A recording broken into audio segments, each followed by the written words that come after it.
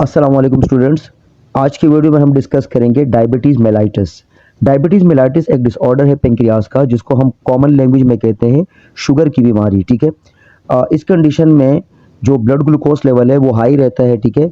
और उसकी वजह ये होती है कि जो पेंक्रियाज है उससे इंसुलिन सिक्रीशन बंद हो जाती है, या तो इंसुलिन बिल्कुल आ नहीं रहा होता है और या तो बहुत कम अमाउंट में आ रहा होता है। ठीक है। So it is a disorder in which the pancreas produce insufficient और नो इंसुलिन। तो ये एक डिसऑर्डर है, एक खराबी है पेंक्रियाज की, जिसमें इंसुलिन जो है ना या तो बहुत नाकाफी अमाउंट के अंदर सिक्रीट होता है या तो सिक्रीट होता ही नहीं है। ठीक है। आपको ये बात याद रखनी है, जो इंसुलिन है ये पेंक्रियाज से रिलीज होता है। पेंक्रियाज के अंदर स्पेशल टाइप सेल्स होते हैं, उनको हम कहते हैं बीटा सेल्स। और ये इंसुलिन जो ब्लड के अंदर एक्स्ट्रा ग्लूकोज होता है उसको कन्वर्ट करता है ग्लाइकोजन में। ठीक है। तो अगर इंसुलिन कम अमाउंट में सिक्रीट होता है या इंसुलिन सिक्रीट ही नहीं होता तो फिर ब्लड ग्लूकोज लेवल जो है ना वो इंक्रीज रहता है। ठीक है। मतलब एनी टाइम वो हाई रहता है।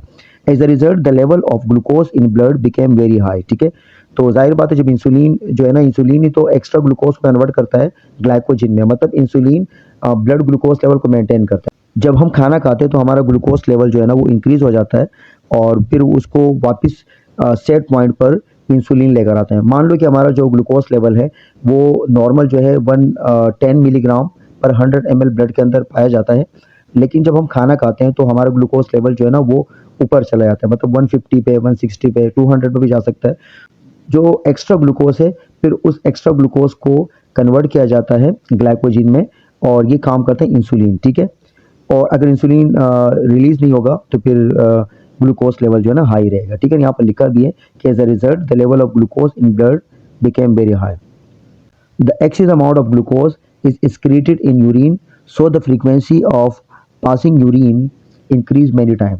तो जो एक्सेस अमाउंट है, मतलब जो इजाफी अमाउंट है ग्लूकोज का, ठीक है, ब्लड के अंदर, तो फिर वो यूरिन के जरिए बॉडी से निकल रहा होता है। थोड़ा बहुत ग्लूकोज अगर किडनी के अंदर जाता है तो फिर वो उस ग्लूकोज के अमाउंट को वापस रीअब्जॉर्ब किया जाता है, लेकिन अगर ग्लूकोज की अमाउंट बहुत ज़्यादा हो जाती है तो फिर वो एक्स्ट्रा अमाउंट जो ग्लूकोज है वो बॉडी से निकल रहा होता है यूरिन के जरिए। ठीक।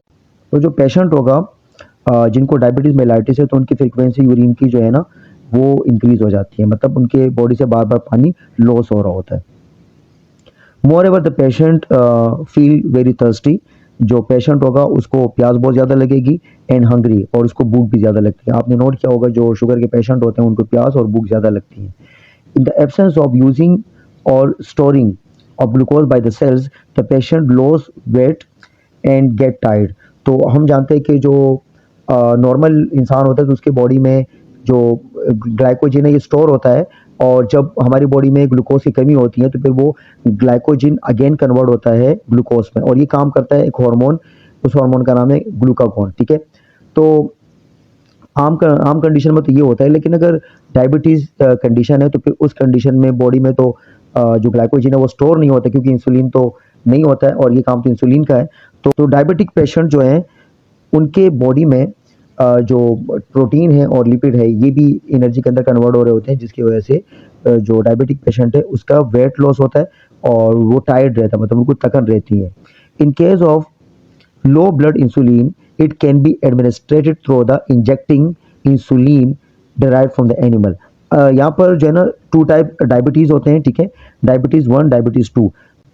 तो टाइप 1 जो डायबिटीज़ है उनकी बॉडी में इंसुलिन सिक्रीशन बिल्कुल स्टॉप हो जाती है, तो उनको फिर जो है ना इंसुलिन दिया जाता है इंजेक्शन के ज़रिए। ठीक है। और ये इंसुलिन बनाया जाता है, निकाला जाता है एनिमल से। सम पेशेंट में show allergic reaction to this animal insulin. ठीक है। कुछ लोग ऐसे होते हैं, डायबिटिक पेशेंट होते हैं जिनको एनिमल इंसुलिन से एलर्जी होती है। It has been overcome by the using pure human insulin made by the genetically alter bacteria. तो जिनको एनिमल इंसुलिन से एलर्जी होती है तो उन लोगों के लिए फिर लेबोरेटरी के अंदर प्योर इंसुलिन बनाया जाता है, जो कि बैक्टीरिया के अंदर इंसान का जीन इंसर्ट किया जाता है और फिर बैक्टीरिया के ज़रिए जेनेटिकली इंसुलिन प्रोड्यूस किया जाता है, और ये इंसुलिन उन लोगों को लगाया जाता है जिनको एनिमल इंसुलिन से एलर्जी होती है। ठीक है। So okay student, this is all about the diabetes mellitus.